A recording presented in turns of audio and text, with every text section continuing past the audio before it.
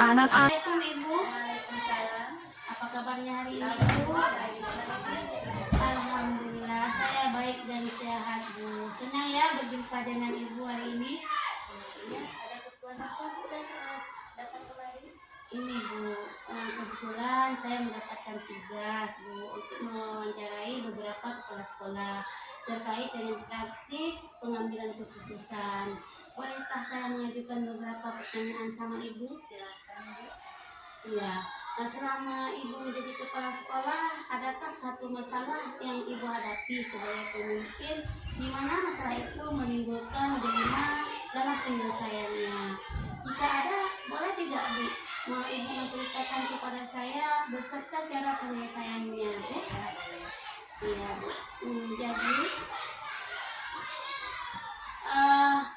cara-cara apa ataupun selama ini bagaimana Ibu mengidentifikasi kasus-kasus yang merupakan dilema etika ataupun kedudukan moral, Bu? Iya, sebenarnya selama saya bertugas di SD ini, otomatis ada kasusnya. Namun kami selesaikan secara musyawarah dan mufakat. Ya, Bu. Jadi secara kekeluargaan. Contohnya ada anak yang berwali, orang tuanya datang. Jadi wali kelas ataupun kepala sekolah harus cepat turun tangan supaya tidak merembes ke pihak wajib. Jadi kami selesaikan secara kekeluargaan. Iya, selama ini bagaimana Ibu menjalankan pengambilan keputusan di sekolah Ibu, terutama untuk kasus-kasus di mana ada dua kepentingan yang sama-sama benar dan sama-sama mengandung nilai kebajikannya. Iya, misalnya kasus siswa berkelahi, kami selidiki dulu siapa yang bersalah dan siapa yang tidak bersalah. Kami tanya satu persatu secara bergantian, kemudian dari jawaban akan terlihat siapa yang salah dan siapa yang benar. Dalam penanganannya pun kita samakan. Bagi yang terbukti bersalah kita beri teguran dulu ataupun sanksi. Iya, Bu. Langkah-langkah atau prosedur seperti apa yang Ibu lakukan selama ini? Ya. Dengan mempertimbangkan peserta didik berdasarkan pada prinsip berpikir berbasis hasil akhir, berbasis peraturan dan berbasis rasa ingin. Iya, hal-hal apa saja yang selama ini Ibu anggap efektif dalam pengambilan keputusan pada kasus dilema etika itu? Kita harus memberikan penyuluhan kepada anak. Misalnya pada saat upacara kita sampaikan tentang hal ini. Iya. Hal-hal apa saja yang selama ini merupakan tantangan dalam mengambil keputusan pada kasus dilema etika? Apakah Ibu memiliki tantangan ataupun jadwal tertentu dalam sebuah penyelesaian kasus dilema etika? Dan apakah Ibu langsung menyelesaikan di tempat atau memiliki sebuah jadwal untuk menyelesaikannya?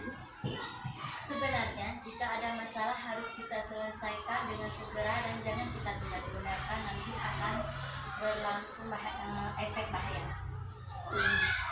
Adakah seseorang ataupun faktor-faktor apa yang selama ini mempermudah ataupun membantu Ibu dalam mengambil keputusan pada kasus dilema etika ini, Bu? Dalam hal ini kita harus berkolaborasi dengan guru, kadang juga dengan pengawas, karena jika kita selesaikan sama-sama akan lebih mudah. Iya, Bu. Dari semua hal yang telah Ibu sampaikan, pembelajaran apa yang dapat Ibu petik dari pengalaman Ibu mengambil keputusan dilema etika tersebut, Bu? Jadi, agar tidak terulang lagi masalah tersebut, kita harus memberikan masukan ataupun nasihat pada saat upacara bendera dan juga pada kesempatan lain. Ya, Bu, terima kasih banyak ya Bu atas perbincangan kita hari ini. Semoga ini dapat membantu saya dalam mengerjakan dilema etika untuk kedepannya, dan semoga Ibu pun dapat menemukan solusi yang lebih tepat lagi ataupun solusi yang lebih baik lagi untuk pernikahan dilema etika kedepannya bagi murid-murid Ibu di sekolah. Semoga ini bermanfaat bagi kita semua ya Bu. Terima kasih banyak ya. Sekali lagi Assalamualaikum Ibu. Waalaikumsalam. Assalamualaikum Ibu. Waalaikumsalam. Apa kabarnya Bu? Sehat? Alhamdulillah sehat. Ibu sendiri apa kabarnya? saya juga sehat dan baik-baik aja ya Bu. Maaf Ibu, boleh tanya ada keperluan apa Ibu datang ke tempat saya hari ini? Ini Bu, kebetulan saya ada tugas untuk wawancara beberapa kepala sekolah terkait praktik dilema etika Bu. Jadi bolehkah saya mengajukan beberapa pertanyaan sama Ibu? Oh ya, silakan. Selama Ibu menjadi kepala sekolah, apakah ada suatu masalah yang Ibu hadapi sebagai pemimpin, di mana masalah itu menimbulkan dilema dalam penyelesaiannya? Jika ada, boleh tidak Ibu menceritakan kepada saya beserta cara penyelesaian masalah tersebut? Jadi saya melihat bahwa kasus dilema etika yaitu benar lawan benar itu merupakan situasi yang terjadi ketika memilih dan memutuskan antara dua pilihan, di mana kedua pilihan tersebut benar secara moral tapi bertentangan dengan yang satu lainnya. Sedangkan bukan moral yang benar melawan salah, yaitu situasi atau keadaan ketika harus mengambil keputusan antara benar dan salah. Selama ini bagaimana Ibu menjalankan pengambilan keputusan di sekolah Ibu, terutama kasus-kasus di mana ada dua kepentingan yang sama-sama benar dan sama-sama mengandung nilai kebajikan? Jadi sebelum saya mengambil keputusan, terlebih dahulu saya lakukan pengumpulan fakta yang siapa saja yang terlibat, menganalisis benar salahnya, membuat alternatif solusi, membuat keputusan dan melihat lagi keputusan atau refleksinya. Iya Bu, langkah-langkah atau prosedur seperti apa yang biasa Ibu lakukan selama ini? Jadi langkah-langkah yang prosedur yang saya lakukan selama ini yaitu mengumpulkan fakta, di mana menganalisis benar salahnya, membuat alternatif solusi dan membuat keputusan dan melihat kembali atau refleksinya. Jadi hal-hal apa saja yang selama ini Ibu anggap efektif dalam pengambilan keputusan pada kasus-kasus dilema etika ini Bu? Jadi langkah-langkah yang saya lakukan adalah mengumpulkan fakta, yang dimana menganalisis benar salahnya, membuat alternatif solusi, membuat keputusan dan harus melihat keputusan kembali atau direfleksi. Jadi hal-hal itu dilakukan untuk bisa membuat keputusan yang dapat dilaksanakan kedua belah pihak yang bertentangan dan dapat menjalankannya dengan baik. Hal-hal apa saja yang selama ini merupakan tantangan dalam pengambilan keputusan pada kasus dilema etika ini Bu? Hal-hal yang efektif yang dalam saya mengambil keputusan kasus dilema itu dengan menelaah siapa-siapa saja yang terlibat dan sifat mendesak atau tidaknya kasus dilema etika tersebut, juga pengambilan alternatif dalam solusinya. Apa Ibu memiliki sebuah jadwal tertentu dalam kasus dilema etika ini dan cara penyelesaiannya, tempatnya ataupun prosedur seperti apa yang Ibu jalankan? Jadi dalam saya mengambil keputusan dilema etika, saya tidak mempunyai jadwal khusus. Karena masalah biasanya yang terjadi itu tidak bisa diprediksi. Jika masalah itu ringan, maka akan langsung saya tangani. Akan tetapi jika masalahnya berat, maka akan saya musyawarahkan dulu. Biasanya saya akan berkonsultasi itu dengan wakil kepala ataupun dengan guru-guru yang bisa diajak menyelesaikan masalah, bisa juga dengan orang tua murid ataupun dengan komite sekolah. Adakah seseorang ataupun faktor yang selama ini mempermudah atau membantu Ibu dalam pengambilan kasus dilema etika ini keputusannya Ibu? Jadi pembelajaran yang saya ambil dan pengambilan keputusan dari kasus etika adalah sebelum mengambil keputusan sebelum saya mengambil keputusan, sebelumnya banyak sekali yang menganalisis kasus yang ada. Banyak pertimbangan, pertimbangan setiap keputusan pastinya tidak mungkin membuat semua pihak yang terlibat. Pasti ada pihak yang tidak terpuaskan. Semua harus menghormati dan serta melaksanakan keputusan yang sudah ditetapkan. Dari semua hal yang telah Ibu sampaikan, pembelajaran apa yang dapat Ibu petik dari pengalaman Ibu dalam mengambil keputusan dilema etika ini?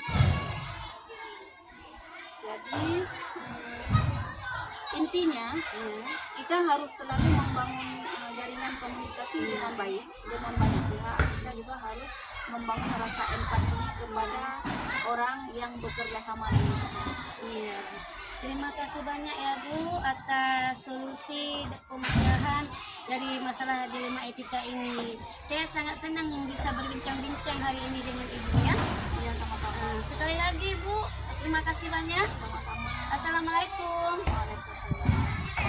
Assalamualaikum Bu. Waalaikumsalam. Apa kabarnya hari ini Bu? Alhamdulillah sehat. Iya Bu. Ada keperluan apa Bu? Tumben siang hari. Iya nih Bu, kebetulan saya ada tugas wawancara beberapa kepala sekolah terkait dengan praktik pengambilan keputusan dilema etika Bu. Bolehkah saya mengajukan beberapa pertanyaan sama Ibu? Silakan Bu, jika ada yang bisa saya bantu pasti saya bantu. Jadi begini Bu, selama menjadi kepala sekolah, adakah masalah yang Ibu hadapi sebagai pemimpin, di mana masalah itu menimbulkan dilema dalam penyelesaiannya? Jika ada, boleh nggak Ibu menceritakan kepada saya beserta cara penyelesaian masalah tersebut Bu? Sebenarnya sih banyak masalah yang menimbulkan dilema di sini. Salah satunya saat penerimaan peserta didik baru. Kemudian seperti Bapak Ibu ketahui, tahun ini jumlah siswa yang daftar di sekolah kami itu menurun. Tahun ini kami hanya memperoleh 25 murid. Dengan jumlah murid tersebut, maka kami hanya membuka 1 kelas.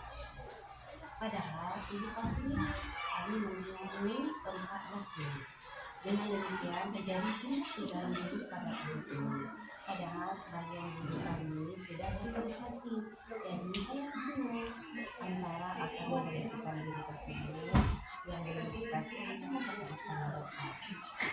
Iya Bu, selama ini bagaimana Ibu dapat mengidentifikasi kasus-kasus yang merupakan dilema etika ataupun dudukan moral Bu?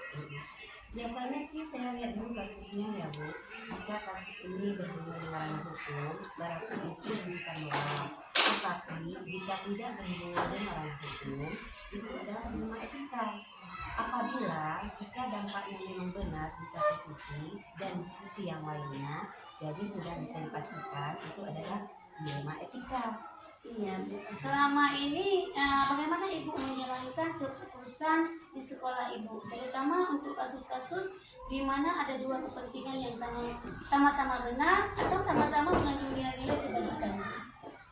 Menurut saya sih lebih memilih nilai kebajikan yang harus dimiliki Bu, karena dengan memilih nilai kebajikan seperti keadilan, kemudian kejujuran, kemanusiaan dan lain-lain, maka kebenaran itu sendiri akan muncul. Langkah-langkah atau prosedur seperti apa yang bisa Ibu lakukan selama ini? Untuk masalah ini seperti itu, biasanya saya memerlukan 3 tahapan. Pertama, saya mengkonfirmasi masalah kepada yang berkepentingan. Dan yang kedua, saya berdiskusi dengan guru dan pengawas. Dan yang ketiga, saya merefleksinya bagaimana kalau saya ada di posisi mereka. Hal seperti apa yang saya inginkan atau yang saya ingin lakukan seperti apa adanya. Ada tidak Bu hal-hal sama ini yang Ibu anggap efektif dalam pengambilan keputusan pada kasus-kasus dilema etika ini? Saya rasa semuanya akan efektif jika kita komunikasikan dengan baik kepada semua pihak yang berkepentingan, sehingga mereka itu tahu apa yang terjadi pada kita dan kita pun tahu apa yang terjadi pada mereka. Iya Bu, adakah yang menurut Ibu merupakan tantangan dalam pengambilan keputusan pada kasus-kasus dilema etika ini? Baik, tantangannya itu cuma satu. Yang pertama tidak adanya keterbukaan dari salah satu pihak. Kemudian jadi kasus-kasus dilema ini membutuhkan keterbukaan dari semua pihak dalam menyelesaikan masalah itu Bu. Iya. Apakah Ibu memiliki sebuah tata kelola ataupun jadwal tertentu dalam sebuah penyelesaian kasus dilema etika? Dan apakah Ibu menyelesaikan di tempat atau memiliki sebuah jadwal untuk menyelesaikannya? Bentuk apa dan prosedur seperti apa yang Ibu jalankan? Kalau jadwal tertentu mungkin tidak ada, Bu, tapi kalau prosedurnya jelas ada. Seperti kasus yang saya sampaikan tadi, saya memerlukan diskusi terlebih dahulu dengan guru dan pengawas. Kemudian saya mengkonsultasikannya dengan pihak dinas pendidikan. Kemudian langkah ini saya ambil untuk mencari solusi terbaik bagi semua pihak. Iya, Bu. Pertanyaan terakhir nih, Bu ya. Dari semua hal yang telah Ibu sampaikan tadi, pembelajaran apa yang dapat Ibu petik dari pengalaman Ibu dalam mengambil keputusan masalah yang menimbulkan dilema etika ini? Iya, tentu ada ya, Bu. Biasanya saya berkonsultasi dengan pengawas sekolah dalam pengambilan keputusan penting, terutama yang berhubungan dengan kepegawaian. Iya, Bu. Intinya di sini kita terima kasih banyak ya, Bu, atas semua yang sudah Ibu sampaikan. Hari ini sangat menyenangkan ya bisa ngobrol sama Ibu, bisa mendapatkan solusi untuk pemecahan dilema etika. Sekali lagi saya ucapkan terima kasih banyak ya. Sama-sama ya, Bu. Assalamualaikum, Ibu. Waalaikumsalam. Anak-anakku, jadilah penerus bangsa yang selamat dan bahagia sebagai manusia merdeka, sesuai dengan kodrat dan cita-cita. Jadilah cahaya dalam gelapnya kehidupan yang terus bersinar seiring perubahan zaman.